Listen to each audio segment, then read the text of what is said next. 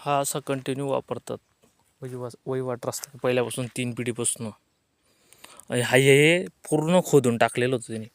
असं दयाराम पाटील या शेतकऱ्यांनी शेती घेतली आहे ना ही, तर हे बघा ही पूर्ण खडकाळ आणि मुरमाड जमीन आहे पूर्ण. आणि काय त्याचं बी गाडी ह्याच रस्त्याने येणार आहे. या निमापर्यंत त्याचं शेत आहे. त्याच्या शेजारी माझं शेत आहे लगेच. हे बघू शकता, पार खडक दिसतंय. पिकवलं तर काही नाही, येतं एवढं पडीतच पडलेलं यावर्षी. फक्त 2 तुकडी तिकडं बाजरी पेरलेली होती बस. आणि इथं शेजारी मक्का टाकली. आणि काय फक्त काय लालच आहे का नो, काही समजायला मार्ग नाही. हा सरळ पूर्ण रस्ता होता, सरळ. आणि आता अडचणीत येतोय. घेतलं त्यांनी 2023 आणि ही जमीन अगोदर कोणाची होती? बिरोळ्याचे शेतकरी होते. बिरोळ्याला स्थायिक झालेत ते आता, त्यांची शेती.